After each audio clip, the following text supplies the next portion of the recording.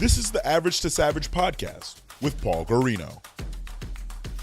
Everyone and anyone, athletes, celebs, and much more. Brandon and I would like to dedicate this podcast to the late Evan Pittman. All right, guys, I'm here with Brandon Copeland, new linebacker of the New York Jets. Brandon, how's it going?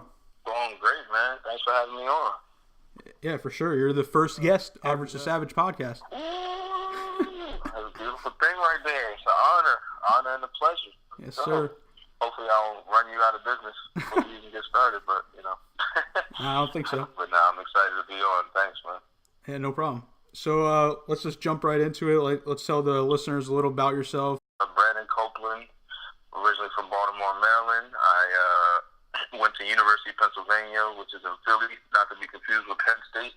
Mm-hmm. You wouldn't believe how many times people got so unexcited when they heard that I went to Penn in college.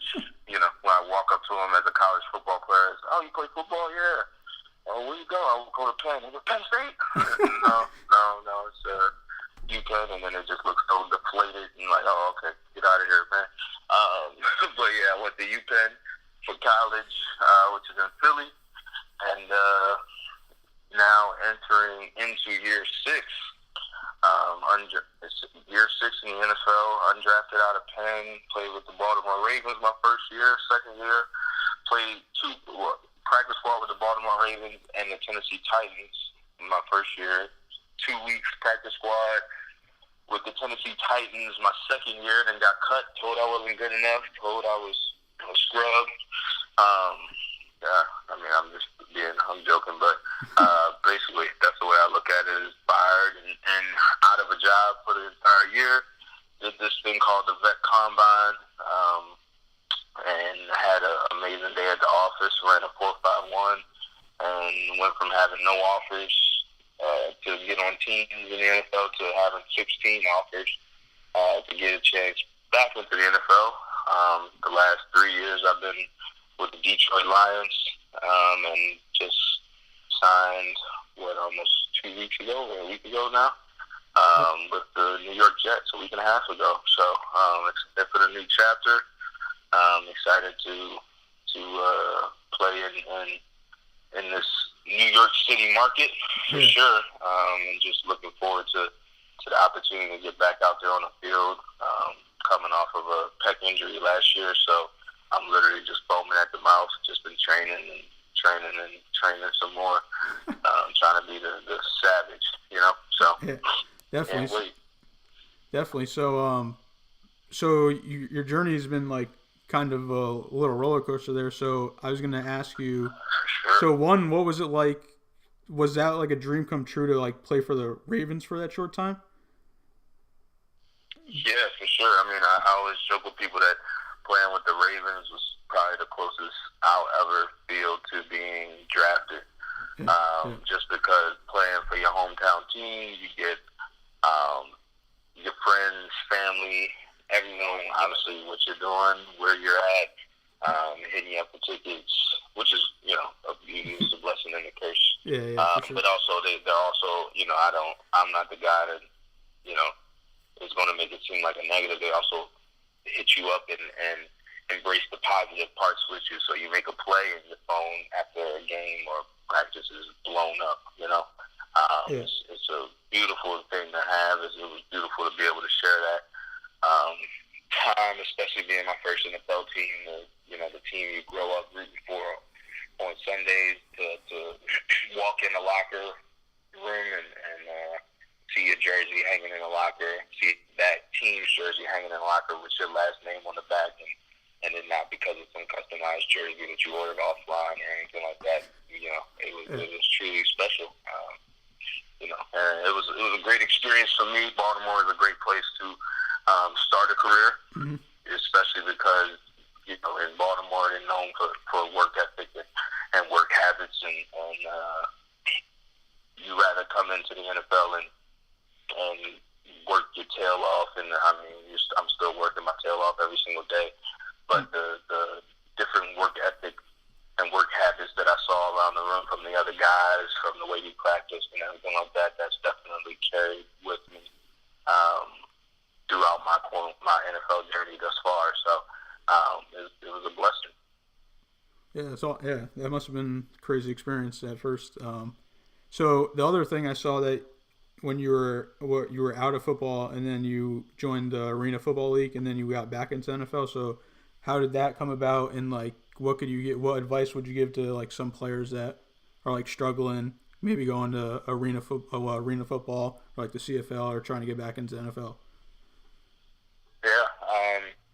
For me, I signed up to play arena football with the Orlando Predators, and I remember flew down, and I don't think there's too many players who have grown up dreaming of playing arena football. I think that and hopefully no one takes this offensively, because maybe there is somebody who's grown up dreaming of playing arena football, but but I think for me in my time it was I wanted to play NFL. Arena football, Canadian football, I threw up for 2 years. Arena football gave me a 1-year chance to get some film, get some tape, and get one more chance at the NFL. I remember that January I gave myself 1 full year to get back into the NFL, and if it wasn't meant to be, then it wouldn't happen, and I would move on with my life. So I signed up to play with the Orlando Predators. I was down there literally for 3 days. The first day I flew down there, moved, checked into my hotel room, all of this type of stuff. I was waiting on an invite to the veteran combine that I got. But I literally landed. I remember checking into the hotel, folding my clothes, putting them up in the drawers and everything, just getting ready to be there and go through a training camp with the Predators. And then an email came through, and it was hey, you've been accepted to participate in the vet combine. And I'm just like, wow, that's pretty funny how that happened. So immediately I talked to the GM, who was very understanding. He understood what my big goal was. And I spoke with him and said, hey, man, I really hate to do this to you, but I got this invite to this vet combine, and I've been training my tail off for this, and I know what I can do out there. I don't want to go through a training camp right before it. It was like 2 weeks out. I was like, I didn't want to go through a training camp right before it and bang the shoulder or bang the elbow or bang the knee that slows me up from the numbers that I could put up at this combine. So he understood. I stuck around with the team for a few days, and then went out to the vet combine, and the rest has been quote unquote history since then. But I guess the biggest, I wasn't doing it long, so I'm not going to sit here and act like I know what it's like to be an arena football player. But I just know the feeling that I had going down there, meeting the guys and all that type of stuff was, I'm here for my bigger goal and my bigger purpose. Obviously it's fun to play football. It's fun to still be in the sport competitively and stuff like that. But I know a lot of guys are down there and they're just there for their opportunity. My only advice is continue to do what you do.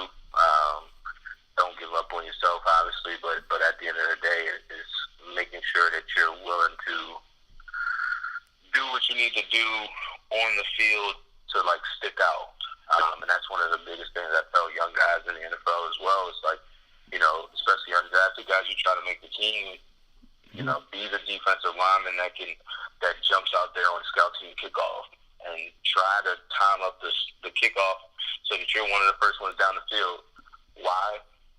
You'll probably never be playing, starting kickoff for the team, but if somebody's watching film, that in the front office was watching film, and they're looking and they see this big old D lineman, and he's close to one of the first people down the field, or second or third, that sticks out. That's just one thing in their head and one positive check mark for you in their head. So the biggest thing is, I think sometimes people go in and say, hey, I'm a wide receiver, or I'm a DN, I'm just going to play DN type of thing. Mm-hmm. When to make it in the NFL, you have to stick out on paper. And when you're coming from the quote-unquote bottom rungs, you have to do multiple things to be able to stick out on paper. So just to even get you that first shot. Then once you're there, then you got to perform every day. But the biggest thing I got to say is, humble yourself and find ways to do multiple things at a high level so that you can get that shot that you're looking for. Gotcha. So going back to you went to Penn. Do guys in the NFL like rag on you for going to the Ivy League? Do they like kind of like make fun of you? Every day. But nah, it's good though. It's one of those, it's a respect thing. It's a mutual respect thing, but it's also a brotherly joke thing. You got guys joking, saying, "Man, didn't you go to Yale? Didn't you go to Brown?" Or even coaches and all that type of stuff. Where you talk about what teams would have done to us, and I always a lot of times I initiate the jokes like, "Man, we'd have blown y'all out by 21 or something like that." Yeah. Talking to a dude that went to Bama or something like that. So it's all love though. At the end of the day, Gotcha. At least they recognize. Yeah, for sure. They'll be contacting you for financial advice and stuff like that. We'll see, right? So, yeah, I mean, I see all your posts. I know. So yeah, with the New York Jets now. So what are you looking to get into, like position wise? Are you gonna be competing for like a starting job, backup job, special teams, everything, anything? Yeah. I mean, they actually said that I'll be competing for starting water boy, so I'm looking forward to going out there. And I think for me, like I said, I said it last year. At the end of the day, I'm a competitor, so I don't shy away from that. I'm going there and I'm trying to start at whatever position I can, whatever position they need me at, wherever I can help the team. That's great. And I'm all in and humble enough and would love to do that. But a dude like me who sat out last year, like I said, I'm foaming at the mouth for opportunity. But I'm also one of the ultimate competitors. So at the end of the day, I'm going in there to start. Anything less than that is failure in my book. It might not be failure in other people's books, but anything less than that, I'll tell you, is failure in my book. So at the end of the day, whatever I can do to help the team is where I'm looking forward to making an impact on the field.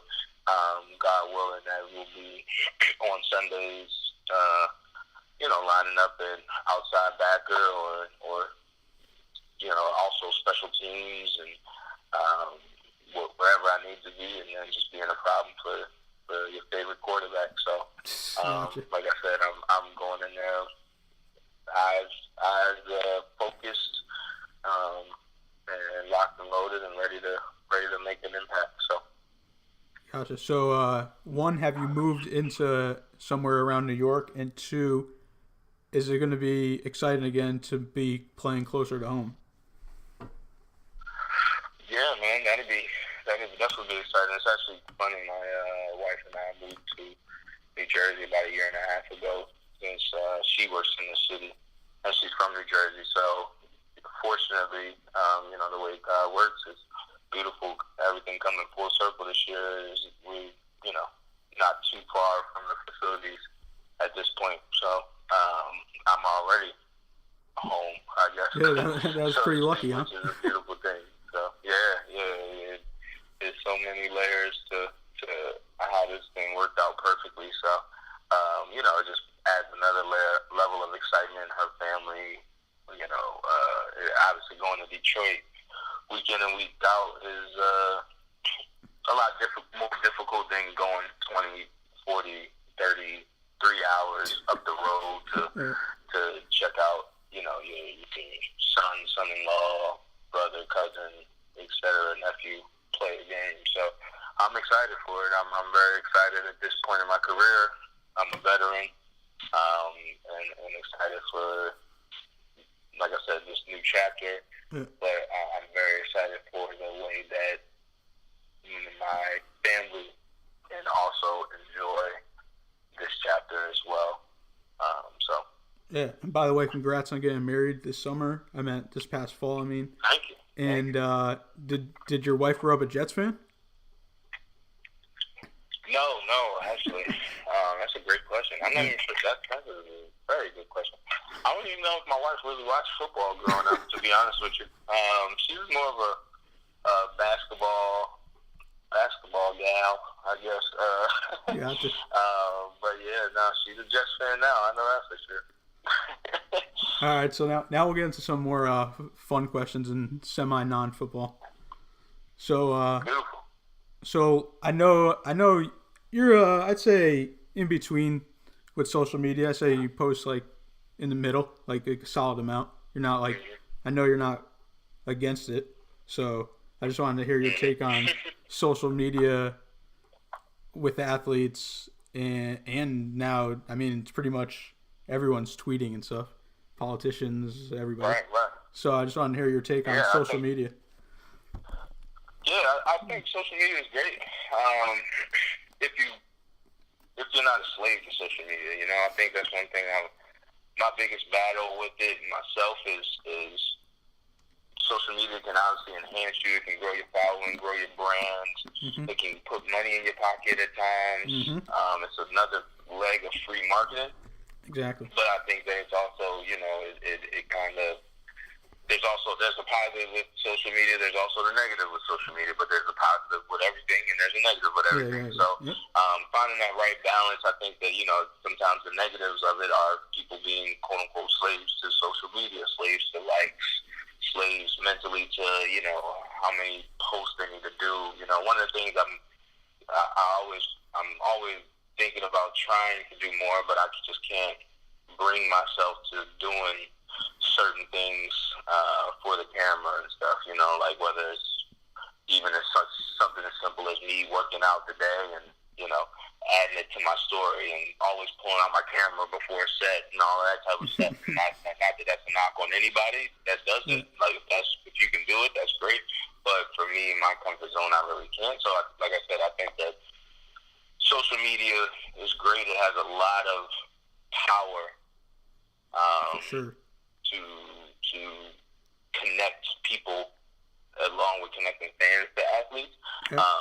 The biggest issue as well, though, is, you know, you just got to keep your mental in check, because at the end of the day, like I said, it has some negatives, and if you get caught in a bad moment or impulsive moment, you can also say the wrong thing, and like they say, or the quote says, you know, it takes forever to build, you know, a legacy or a name, and you know, it takes a second to totally backtrack or detract from all that. I completely butchered the quote, so now you can Google it, but but you get my point. Yeah. It takes forever to build a name. It takes a second to completely ruin it. So Yeah. I mean, just like anything in life, I think everything has pros and cons to it. mm-hmm. But For sure. What do you think? about social media? Yeah. I mean, I love social media. If I didn't have social media, then PG Sports wouldn't be what PG Sports is today. And I wouldn't be talking to you right now either. Very true. Very true.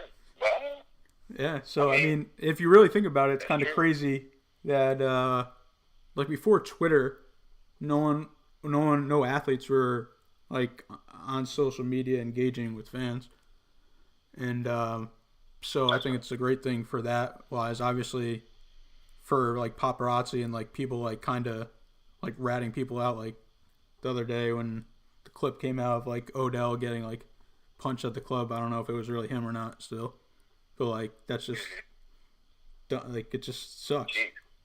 Sucks for people that just can't, like you guys can't go out and enjoy yourself. Yeah, that's definitely different. I totally missed that. Odell got punched at the club. Gee. Well, yeah, supposedly it could have been some other guy with blonde hair at you know.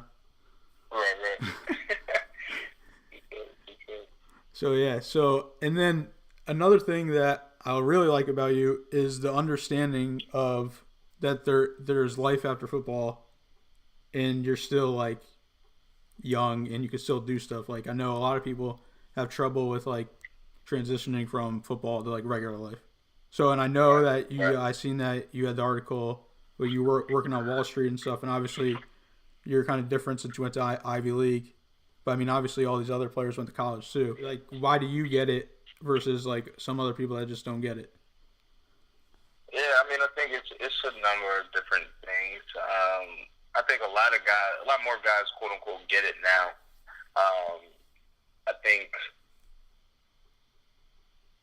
never tell people that it's wrong to not focus in on football, because football is one of those things where if you do it right, you don't ever have to work another day in your life. You know, you have the opportunity to make so much money in such a short span of time that if you do it right, you literally, and if you pour yourself into it the right way, I shouldn't say that, but if you capitalize on and make the plays you can make, then you can, really create a multi-million-dollar industry brand name in the form of your personal wealth. For me, what I always kind of think of is at the end of the day, just because I'm doing stuff off the field, some people look at that as distracted. Some people look at that as like, and that's why I said I won't say the word pour myself into football, because I'm clearly, of the belief that I'm pouring myself into football as much as I can. But however, at the end of the day, like I've worked out 6-7 hours today. Like I still have plenty of time to do something else. So instead of me, sleeping the rest of the day or playing a video game, which is nothing against video games. There's times where I get in my Madden streaks and I'm playing guys Madden and stuff like that. But at the end of the day, I also know that there's other things that I can be doing that interest me. It's just general interests, hobbies. It's also stuff that, like, I know if God forbid, football was over for me tomorrow, I'll be bored as hell the rest of my life if I didn't have nothing else to do, So it's how can I use this platform now to set up the life that I want for myself and my family for the rest of their lives, for our lives together type of thing, For sure. And that's I guess the difference. Sorry, are you about to say something? No, I was just going to say, better watch out hating on the gamers now, because I don't know if you've seen that guy Ninja. He's making like $500,000 a month now on Twitch. Yeah, I mean, and that's, trust me, I mean, that's the esports industry, all that type of stuff is growing like crazy. You see a bunch of players jumping on there now, and it's a beautiful thing, don't get me wrong. It's funny because obviously... That's his hobby. That's his interest, that's his life, and that's great. I just, my biggest thing is I'm just always trying to... I've always been interested in entrepreneurship. Yep. I've always been interested in owning my own. So while I have this platform, while I can, quote-unquote, do a bit of trial and error without necessarily feeling it as, quote-unquote, hard in the pocket, I'm going to go ahead and do that. And for a real-life example, I used to always be of the belief, ignorantly, and I'm going to truly say this, that I was ignorant of like, you get what you put into it, you work hard, and you can make whatever you want happen type of thing. But now after a year of my wife and I started 2 real estate companies, one for rentals, one for flips. After a year of doing that, now I'm truly of the belief, like, it takes money to make money. Sure. So, and the reason why I say that is because there's a lot of stuff that you'll come across while you're learning how to do something that if you don't have the pocket or the financial backing to kind of alleviate that issue, then you'll never, you'll never actually be able to get off the ground and withstand, the little mishaps that occur as you're trying to start something special, right? Sure. So that's one thing, one of the biggest lessons, and slices of humble pie that we've had this year. But the beauty is God has blessed us with a primary income, and we're trying to do this and build this thing off the field for secondary income. So it's a lot easier for us to manage and maneuver stuff while we're not financially dependent on this to work. Like I have houses that are under contract now, and it's like, or houses and 2 that are on the market now. Like at the end of the day, it's like if that was all my money was tied up into it, then it's a totally different story versus, and I'm really biting my nails, wanted to sell. Me, I wanted to sell, and I'm biting my nails just because I'm a competitor and I love it. You know, I love what I do, and I love the different hats that I wear. But at the end of the day, if all of my savings and you know, we couldn't pay our bills until these things were sold, you know, my conversations with my realtors, contractors, everyone will be a lot different. I'd be operating from a place of stress rather than a place of learning, understanding, mixed with a little bit of stress, you know? Sure. And so, you know, I know you kind of didn't really ask for all of that, but just kind of drop a little knowledge, savage knowledge. I might get that I've learned over the past. And I might have a little third thing for you. You could start a little vlog of you and your wife flipping houses and stuff. Right, hey. Vlog, reality show. HGTV. We might need to get on there. We might need to get us on HG. Oh, yeah, why not? So, I got a random question for you, and then I got two more last ones, and then we're done. So, how do you feel about what LeVar Ball and Big Baller Brand are doing? Awesome. It's a beautiful thing. I like LeVar Ball's personality. Not really. I'm really talking more about like them creating the brand and stuff like that.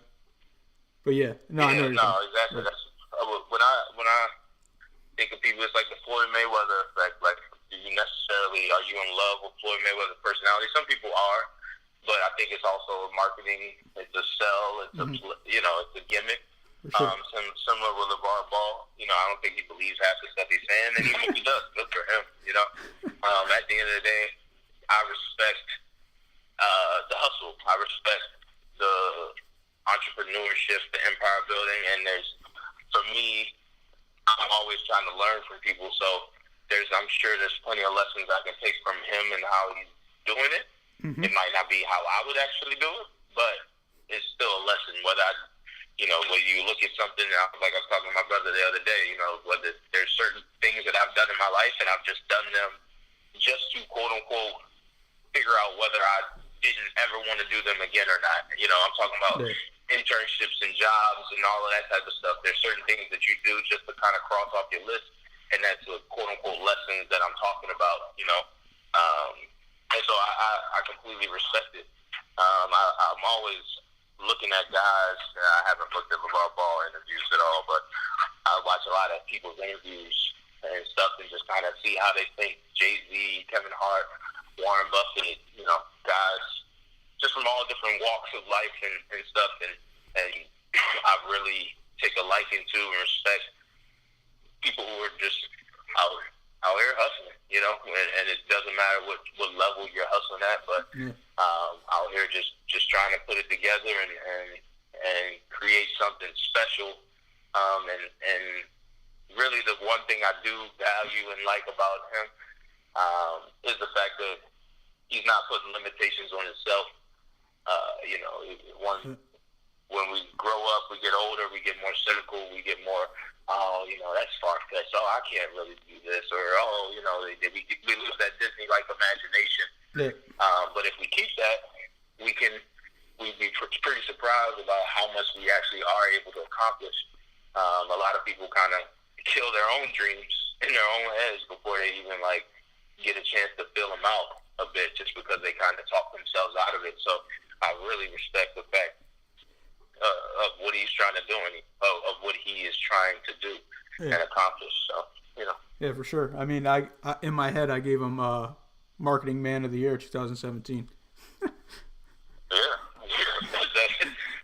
right. He definitely deserves that. Yeah, and I see, I really like it, obviously, because I started PG Sports and stuff, so I kind of see similar to, like, what I did. But obviously, they're on a whole other scale of, obviously, 3 boys and potentially to be in the NBA. So, anyways, my last question was, so while you're talking about LeVar, I forgot that I actually made, you know how he was on the practice squad for the Jets, right? Oh, I had no idea about that. So I made a shirt in the New York Jets font that just says New York, so I don't get copyright, you know? So it just says New York, right? With the 99, with the ball on the back. So I'm going to have to send you one of those. Maybe you can rock it the first day of camp. Yeah, that's nice right there. There we go. That's funny. I think that would be actually really funny. And if someone, like, I think he would still be in the spotlight in a couple months. So I think people will still get it. Right, for That's funny. I appreciate that. There Yeah. you go. So I just put 2 and 2 together because I have it on my store and stuff and everything. But anyways, so yeah, I just want to like wrap things up. Want to know if you want to shout out anybody, and good luck on the season. Yeah, no, man. Thank you so much. Obviously, not too big on shout outs, but shout out to God and my wife, my family. At @bcope51 is my Instagram if you want to follow and all that type of stuff. But no, I appreciate you having me on. Obviously honored to be the first episode. And good luck. Good luck with the podcast. Good luck in your own future and all that type of stuff. But obviously we're gonna be in touch. So thanks for having me on, bro. And I want to shout out Woody for putting this together.